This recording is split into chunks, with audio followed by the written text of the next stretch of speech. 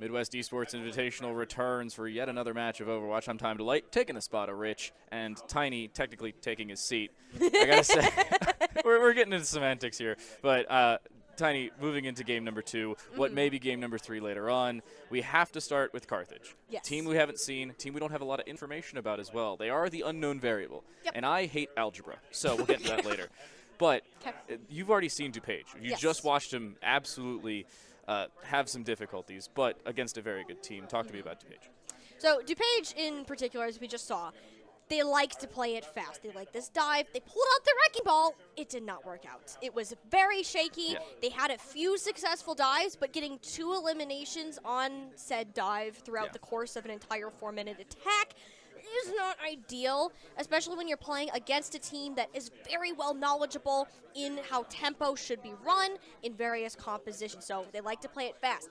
On the other hand, when we looked back at Oasis, their control point liked the Ramatra a ton. They had this great idea of aggression. The MEI walls were on point, but same idea. Once things dragged out for a long time, they got lost, they got confused, and that's where they're able to strike. Yeah, I was sitting behind Minnesota when they played that game, at least back on Dorado, and it seemed like Minnesota was just clean and clear in front. Absolutely. They had, especially on the defensive side, everything going their way. They played the choke on the bridge properly. They made sure they eliminated that risk of the ball more often than not. They played with confidence. Now, DuPage needs to maybe carry over something that they have learned. They say you either win or you learn. Hopefully they learn some confidence, because coming in this game, it's not a must-win. Yes, everybody gets to go to winner's bracket tomorrow. This is mostly for seeding in the group stage. But if you seed yourself higher, you're playing up against an arguably worse team from our second block of the Overwatch groups. You have yourself an easier way through the upper bracket. Yes, you're still going to have to play a number 1 or a number 2 team in the second round, but you give yourself the better shot. And more importantly, you give yourself a little bit more confidence, which we just saw DuPage maybe lacking. And confidence is one of the most important things, to a degree, that you can have in competition, right? If you're not feeling good about how you're playing, then you're not going to play well. Like, it's seriously as simple as that sometimes. And when DuPage came out into that game, it looked very confident, right? They came out with the Ramatra. They won the first couple of fights great. But as soon as Vind and the rest of Minnesota started to figure out their patterns and took them down at their own game, it kind of fell apart from there. And I want that to just leave it a next game. We're on a new map against a new team, and it's time to let that go and bring it ahead to a new round. Because as you said, these seedings are so important. Yeah, it's a new game. You've just played a game, you've lost it. Whoop-de-doo, who cares? Maybe you a little bit later, but we'll get into that. Well, yeah. You're coming into a new game. You're playing up against a new team. And we've talked with Carthage a little bit. They seem about as confident as Minnesota just was. We also talked with Loki, the coach of Minnesota, earlier on. And Loki seems fairly confident in how the group will play out. Minnesota is going to take that number 2 spot just behind Illinois State, because it's Illinois State. Let's be real with each other. Everybody else is playing for that 3rd place spot. Or they're trying to contend with Minnesota for 2nd. DuPage just had difficulties doing so. Carthage still has at least a small opportunity to do so. This is a first-round bye. 2nd place, first-round bye with 6 teams per group. So you're still playing for a heck of a lot into these last couple of rounds of play. And for Carthage and DuPage, this is their last round of play, barring if they need that possible 5th game. Again, could come through. We talked about it at the desk earlier. Probably not. And especially if you're DuPage, who played against Minnesota. And, like, you're not one of the teams that people, like, say, hey, like, I've seen them before. They're terrifying to look at. I mean, no, they're DuPage. They're a new program that's been around for a little bit over a year. Them being in this more comfortable environment, yes, they have that home field advantage, which has helped them look calm, cool, and collected at certain points. And we just need to see a little bit more of that as they head into Carthage. Just, like, again, we don't know what Carthage is going to pull out, but Carthage may not know what they're going to pull out. It's all going to be put down on paper as that map comes through. And that's where we need to reevaluate on that terms of, are you willing to be flexible? Do we want to pull out the wrecking ball? Do we stay away from it like it smells like stinky cheese? I don't know. Well, I was talking with a DuPage Valorant just before this, because they still have some time. They're finishing out a couple other games. And we're trying to get an interview with somebody maybe on the desk later on, get their thoughts of the first round, get the groups out of the way, and at least get the player or coach perspective. We were talking with Asher from DuPage, and I'm like, oh, yeah, if you don't have to go back to the hotel. He goes, I don't have a hotel. I live here. You're talking about home field advantage. You get to sleep in your own bed. You get to come and go as you please. Some of these teams drove here on a bus as a full squad, so they don't have their individual cars to, I don't know, go get Starbucks between matches. There's no easy opportunities for some of these teams. The home field advantage, while it may not be concrete, a couple of these teams are within 20, 30, 40 minutes. And Other teams are as far as 7 hours away for WIT. So that's Western Illinois Tech. So you don't have the easiest of drives back to your dorm, maybe. No, and it's a lot to think about, right? I mean, there's some teams that left, like ISU, when we were talking to them earlier, they left at like 6 a.m. this morning. Gross. And exactly. Gross. And, like, sure, you can sleep on the bus, fine, but you have a full day of competition that is upwards of 8 hours of games that you have to play and hopefully win out to guarantee yourself good spot moving forwards to Sunday and a chance at that prize pool. And more importantly, we still have Overwatch bracket play later. True. Now, it will not be streamed. I'm letting you know this now, but we will play Winners Round 1 and Winners Round 2, both after Valorant broadcast and Overwatch bracket 2 ends at the end of the day. We'll have all that seating done. We'll have some of the teams come back. So some of the teams that live within 20, 30 minutes, they get to go back home for literally 4 or 5 hours while the entire other pool is played, and then they get to come back of their own volition. Other teams, they have a 3-minute drive, but it's to a hotel. You're less comfortable. You don't have that same ability to practice maybe at the comfort of your own home with your own PC. Some teams maybe didn't even bring practice PCs to play inside of their hotels because hotel Wi-Fi being as consistent as it is, it's not. I was trying to just download Excel files last night for stats, and it was great. Well, the nice thing about being at the Scrim Center is that we have some of the best internet connection around, and we have not had any technical difficulties with internet. It is just that good, and especially when you're playing on LAN, I feel like that's part of it too, right? Is you're not trying to connect with a team on the other side of the country where you might be playing on like 50 to 80, 90 ping, which is significantly different for your reaction time. You're sitting right next to each other. Like, you could be staring them down if you really wanted to. We've seen some teams actually stare each other down. It is hilarious. I really hope we get to see pictures of that later, because it is awesome. But, like, it's a whole new environment. Now, the game responds as quickly as it possibly could, being here with that internet connection, and now you're looking to head in against an opponent that have been playing all day. I mean, round 4, right? We're getting a little tired. You can't let off the gas just yet, especially as we just have our first map pick in for this series. It's going to be New Junk City. I love it. I love Flashpoint. Really? I love Flashpoint. It is arguably my second favorite mode. Control is at the very bottom of the list because it just doesn't. Okay, Control is always played first. All right? Hear me out. It's not this time, though. True. Control is most of the time played first, and then it just gives you like a complete misnomer on the series. We've seen teams pick up map 1, 2-0, easily walk away with Control, and then they get 3-1 and don't score another point. So there are cases where Control just is not the round-deciding or series-deciding factor. Here on Flashpoint, it gives a lot more variability. You still have movement on individual points that will stay static, but you also have that variability over longer periods of time because the points move quicker. At least 1.4 times the speed of normal Control, so it's a lot quicker to actually capture something. More importantly, you still have to be mobile. You still have to work on your ultimate usage between points because it carries over. Unlike Control, it's not as individualistic. There's a lot more decisions to be made in love a Flashpoint map. So many decisions. So many decisions. But they're not easy decisions because they need to be made, like, just snap. Like, it's it. That's it. If you're deciding to commit an ultimate to contest a point, you have a flash, a moment to think about it, whether you're going to or not. And when you're trying to move through it, I mean, you need to set yourselves up like, all right, do we forfeit this point to try to go to the next one?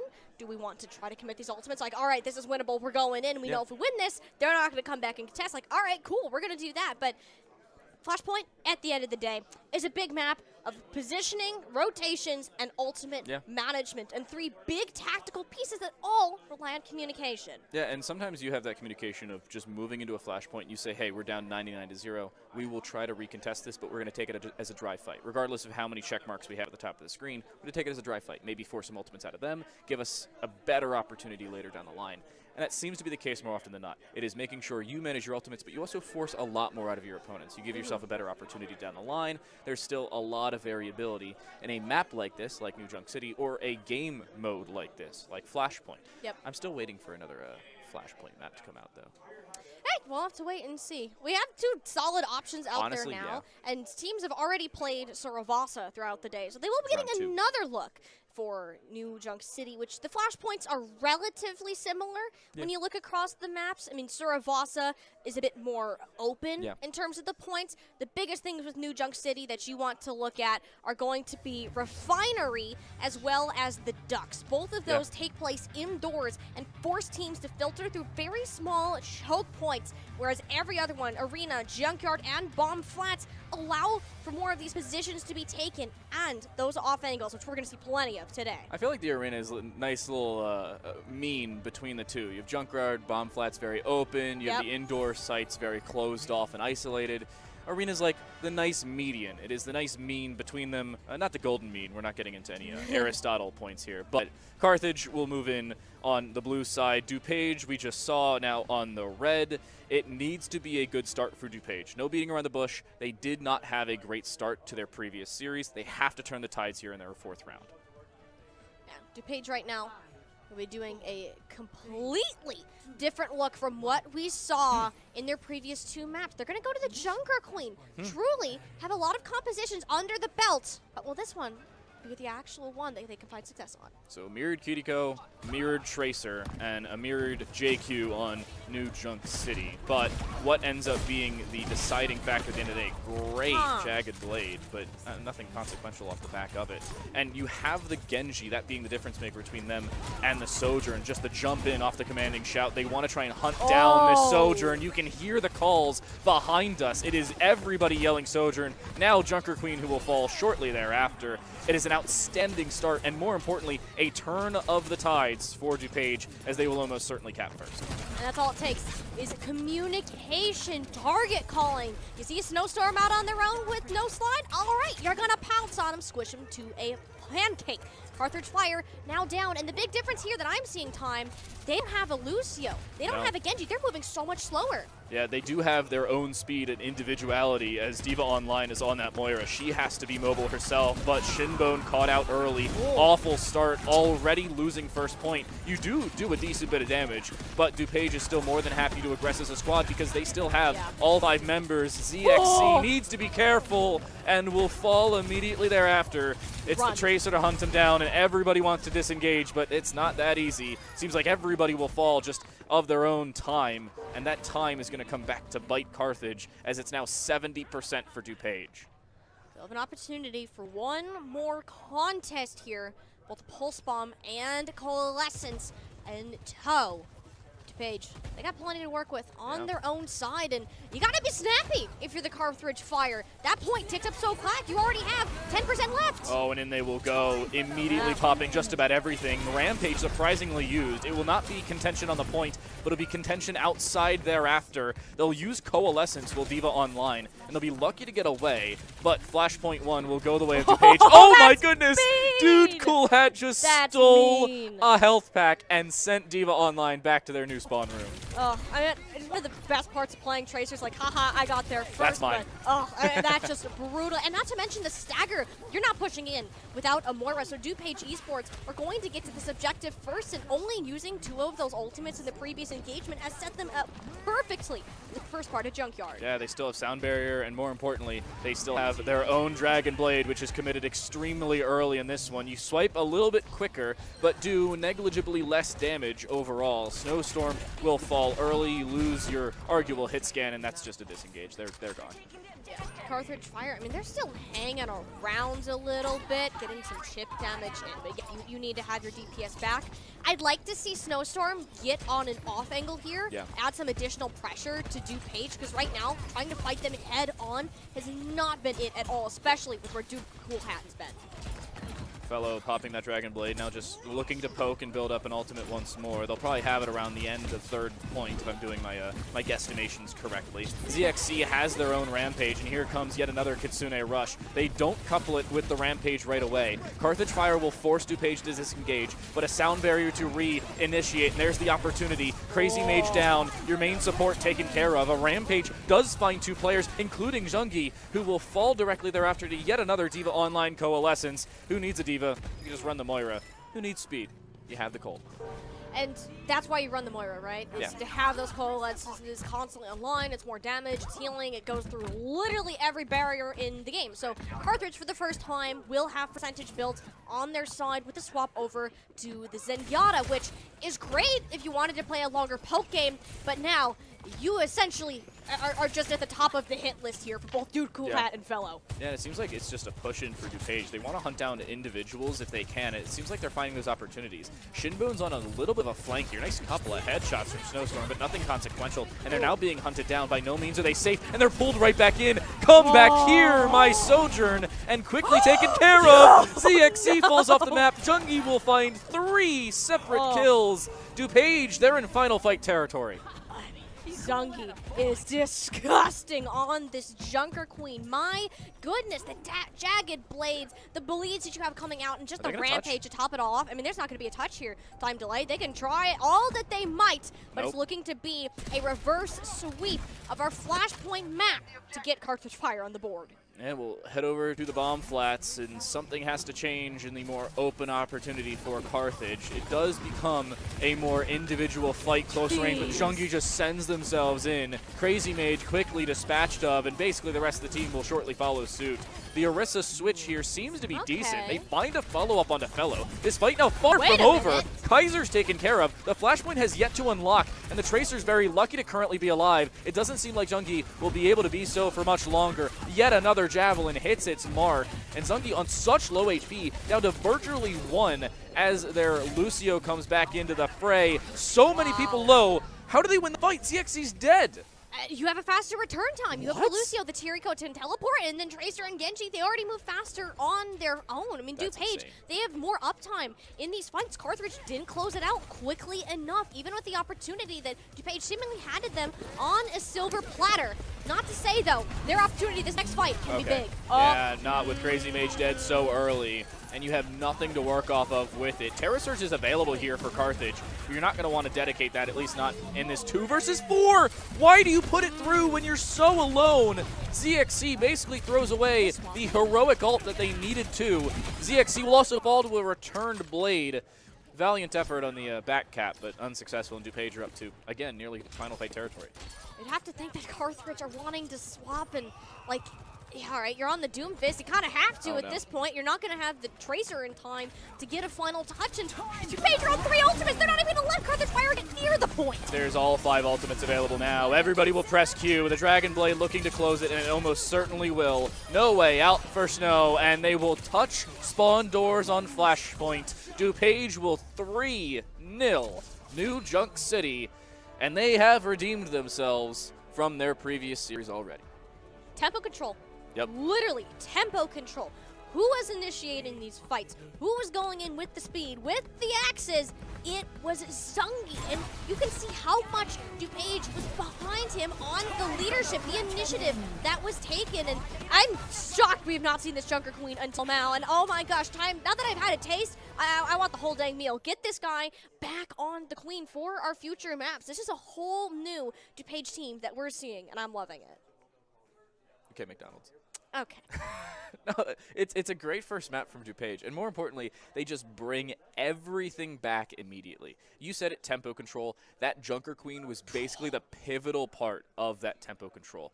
I also think the lack of a Lucio that too did not help by any means on the Carthage side. If you're going to make an adjustment, that's probably #1 on the chopping block. Yeah, the Moira was good, but only when she had Coalescence, and she had, what, 3 Coals all game?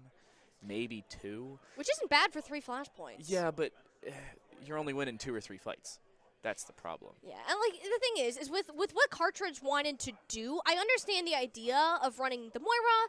You're more survivable. You have greater outputs of burst healing, and the Zenyatta. Sure, you can put the Discord Zords on people, and you can temple that, right? I would say that if we ever saw a clean fight without somebody going down first, because of how far up that we saw DuPage playing, and it comes down to where are they wanting to hold on the map. They never let their opponents get near the flashpoint, so they would have to win essentially almost 2 fights to even get towards for one, to get to the objective, and the second, to actually flip it in their favor. You were talking about that positioning advantage, and that's really where I want to harp on from here. Yes. You have, at least on bomb flats, we saw a full fight before bomb flats started taken off the actual flashpoint. And because the flashpoint didn't unlock immediately, it meant that the stagger was there for so long for Carthage. They could not find the final blows that they needed. They could not find the full eliminations they were looking for. And after that, the return was just so much quicker. Yeah, you're running a Moira. Yeah, you have your Fade. Yeah, you can get out. but you can't get in as quickly. The rest of your team is still relying on you, and you have to have close proximity to them to find as much healing or damage. And that's the main difference maker. You're running a Lucio where there's a much more wide area of effect, and the Kiriko who just needs line of sight. And line of sight maybe not easily as come by for most players, but in that case just was not something that we had to worry about. DuPage, a much better first map here than we saw as the last map against Minnesota. Absolutely. I can't speak for the entire series of Minnesota. I was otherwise occupied. But you have to say it is DuPage looking like a different team and a more game managed based team. Yeah, and like I want to take a moment of what you just said to highlight that in that first fight that we saw on Bomb Flats, where it was 2 picks that went over to DuPage first, right? And then Carthage backed off a little bit, but they managed to grab some, like, all right, hey, this is winnable. But what happened during that time is after it was evened, there was the call like, hey, we are even, we need to back up, we don't have health, we need to get healed before they engage. So they let Carthage get onto the objective where the Junker Queen is sitting and waiting for you to just swing an axe and slice them down because, hey, that's what you do. And after that happened, you have all of your cooldowns back up, and because they're made such smart calls to make that happen, they built up this momentum into a wave that eventually became unstoppable, and that is what we need to see from Carthage. You cannot allow yourselves to fall that far behind again. Our next map type, though, is really going to put that to the test. Yeah, we're going to Hybrid as our second, and we're going to Eichenwald. And I gotta say, Eichenwald, I think this is the first time I'm seeing this since Open Division Finals, when Open Division was still a thing. Because all the collegiate leagues that I've been working, Eichenwald's either A, not in the pool, or B, nobody gets there.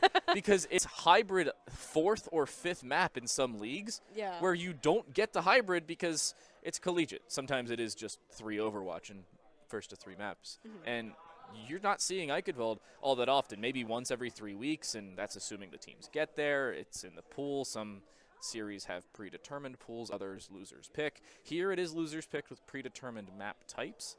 And I like the decision from Carthage to go to this Eichenwald map. I'll go for 2 reasons. Number 1, they lost every single lateral point on Flashpoint. They did not get to any enclosed maps whatsoever. Kind of unlucky. Yeah, sometimes it is that random draw. That one you're going to want back. But now into Eichenwald, you have not only free roam on second point where you can play for the high ground and not have to worry as much about lateral play, but if you get to third point and you're better in more close range scenarios, there's your opportunity. There's a third point to decide it rather than the third point or first, second, and third point to open it up. Yeah.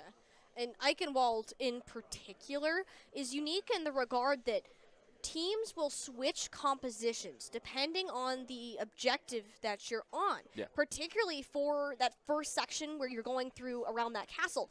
You need to go up there. If you're going to let the defense have free real estate, I mean, like, all right, hey, we'll rain bullets down on you from above. There's nothing you can do about it, and you're not going to be able to take any reasonable fights, right? So Carthage needs to be keeping in mind. They'll be on this attack. Perhaps you can run something a little bit different with that brawl style, pull out the Junker Queen again, maybe change the direction completely, whatever they think is going to work for them, but they need to be cautious of where DuPage is holding up. If you're going to let them make the first move and you're allowing yourselves to react, you're automatically at a deficit, and it's incredibly difficult to come back from that. Yeah, especially on a map like... No, they're baiting it. I've seen this so many times. They better be. You hold a Mauga in spawn room, and then you swap off. I don't even think they're going to stick Zarya. I sincerely believe you're going to run a Junker Queen here. Just the only situation where you don't run, they're running the Zarya here?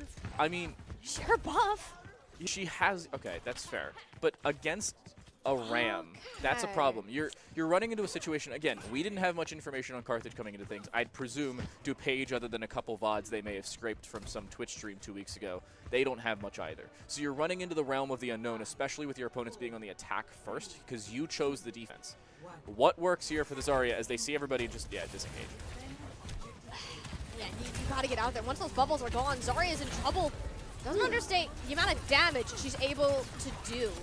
And I'm assuming that's what DuPage are wanting to lean into, is the idea of you can get this charge up for Zungi, then your backline isn't going to stand a chance but instead it's them who gets caught out early. Yeah, you lose your Genji right off the bat, and it's still Diva Online playing the Moira. We were a little bit concerned about this, but DuPage will disengage almost right away. They don't want to play for this 5v4, so instead they'll give away a tick, maybe even 2, and now's where they want to push in. The problem is that Nemesis form, they'll just walk straight through. They will touch before the point is fully captured, and with those bubbles available for Zarya, she'll run out of her second one. Immortality field available, good usage of the cooldowns, but how long will that Zarya stick around? That's the real pivotal point. They'll actually find a couple kills in the process. Crazy Mage dispatched of, and that opening kill is not the decisive factor of first point. Good re-engage, good positional advantage from DuPage, and more importantly, they stay alive on the first hold. If you're Carthage, you take that. 2 ticks, almost a third. That is a change of momentum you wanted to see, and now you have that pulse bomb. You're going to get a coalescence up here momentarily, and all of those are going to be great tools to help dislodge DuPage, force those bubbles out of Zungi. At Zarya, this will charge just more damage than a purple Echo Beam. You got to be staying far away from it.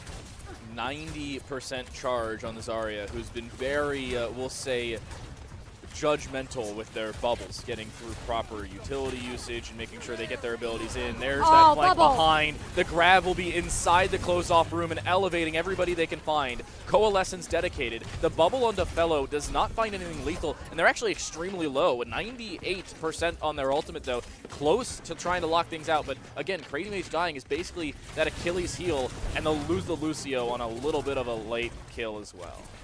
DuPage did exactly what they needed to do there. Z Hungry is getting flashbacks of Overwatch 2. Fellow on the Genji is now your Reinhardt. You give them every bubble that you can to allow them getting this damage in. Now has the blade up, you grab one target, take him out of the equation, have it be the tank, awesome.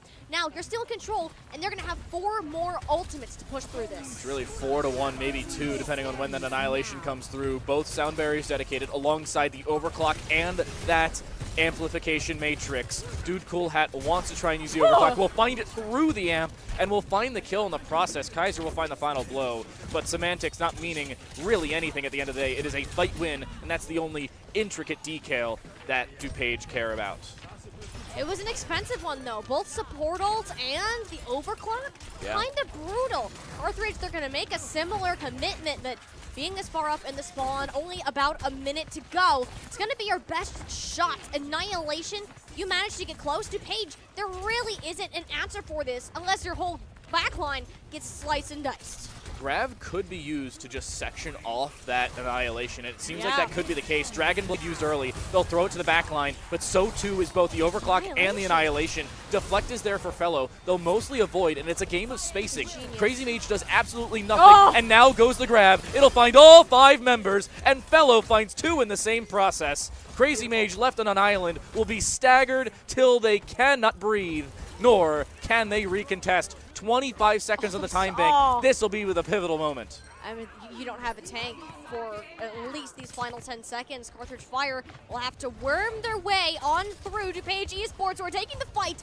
to their spawns. Diva Online, incredibly low, cannot heal. The Hanzo on up, time to light. This just might be the full distance that Carthage has been able to take. We'll see Shinbone on the side of the Lucio, but no, it just doesn't get there either. They're going to have to be happy with that initial success from the first fights, but it's not a full cap. So Fellow dies almost immediately off rip, maybe within 30 seconds. Then, directly afterwards, 94% is locked in, 93.9 to be exact. After that, Carthage Fire find absolutely nothing. Nada, nil. Nothing to work around. They don't find an opening pick afterwards. If they do, it's immediately countered by a fairly well-timed ultimate. And DuPage, extremely judicious with their ultimate usage. Yes, they did dedicate a couple in maybe a less than ideal scenario, but the Grav was left over. They had good spacing to work with. The fact that they brought the Lucio was the difference maker. Now Carthage Fire need to nearly full hold coming into this first point. Otherwise, this is a quick Ike involved in a quick series as well. I didn't mention this earlier too, is that Carthage Fire made a ton of role swaps. ZXC's on DPS, Crazy Mage from support to tank, and Shinbone from DPS to support. So now they're in entirely new positions where that communication strategy has to change, which I'm assuming is for the benefit of having a Lucio on your side. Yeah, it looks great, but it wasn't enough outside of that first engagement to actually get any notable progress. Now, that being on this defense, Zarya, a notable counter to a Junker Queen. How can Crazy Mage manage to play this hero? Crazy Mage, you have to call something into this. You swap from the Ram to that Junker Queen against what you know as a Zarya, but they will just circumvent the high ground. A swap from Fellow onto the MEI, and a full dedication onto Snowstorm, who's very lucky to be alive. I believe the Suzu was dedicated onto them, but it's not going to matter. Kaiser already finds the opening engagement. ZXC needs to find something before they fall in the same breath, and they won't find anything to write home about. Crazy Mage will fall just the same. It seems like everything's falling for DuPage, and that home field advantage, maybe the home venue advantage, will give them a extremely clean 2-0 in this final round of groups. What a turnaround from DuPage in this match today. Perhaps it was, they saw what exactly Minnesota did to them, holding them close, not allowing them to make any sort of move that was their choice. They decided, all right, hey, this worked.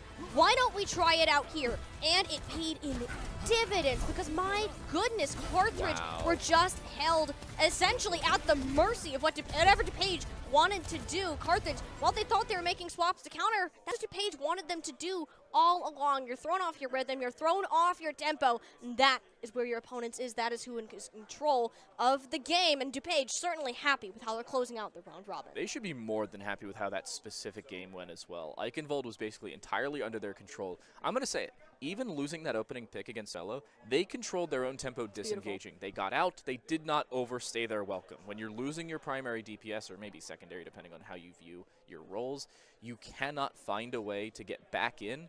Just don't play for the fight. There's so much time available for hybrid because of the fact that they had to take so many fights at the same time. Carthage was forced to put too many eggs in different baskets. They didn't have the same amount of wicker that they needed, and at the end of the day, they over-dedicate to a single fight, and the Zarya just pops a couple bubbles like, hey, I'm here, and they find a couple kills afterwards. It was, 3 minutes for 7% of a hold, or technically 33 because it ticks back. That's a great defense for DuPage, and they just find an opening kill, and they turn into a game.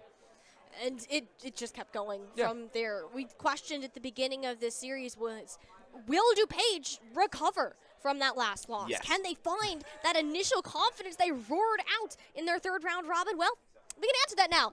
They did.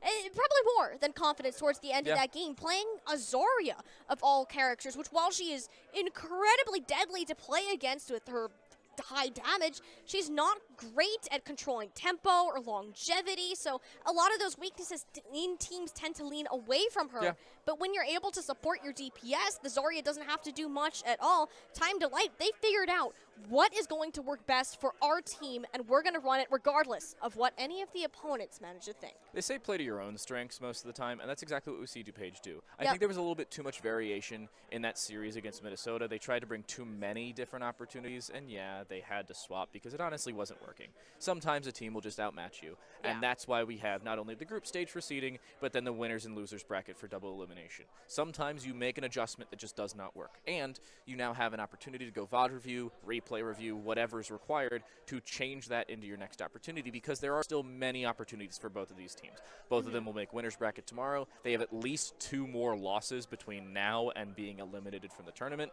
and that's assuming they're eliminated, assuming they're not playing Illinois State. Well, even if you play Illinois State once, you probably won't have to play them again. You'll avoid them till grand finals. You're putting a lot of pressure on Illinois State here. I've been doing that all weekend, though. I saw Illinois State was on the roster, and honestly, they put the pressure on themselves.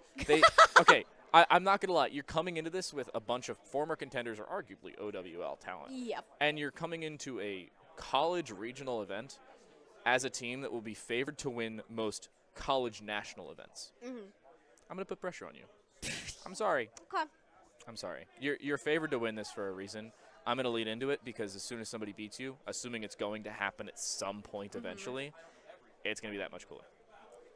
It really could be. If anybody manages to take down ISU this weekend, you have all of us getting ready to watch for that day. Yeah. So, and we still have plenty of more competition. I mean, this is just Group A after all. The entirety of Group B Overwatch still has to play this afternoon. Yeah, speaking of this afternoon we'll swap over to Valorant. Rich, Danny Dunzo, and myself will open up the desks. We'll let Rich and Danny open up our first game. And after that, it is more Valorant action. Overwatch will still be playing. All of Group B, which we talked about earlier, will still be playing off-stream, similar to Group A of Valorant that's been going on for the entirety of this morning. But we're going to swap some things over. We're going to make some logistical changes in the back end and swap out some teams. You can see even some squads popping up behind us. We're going to take a break. When we return, Valorant and more first-person shooter action.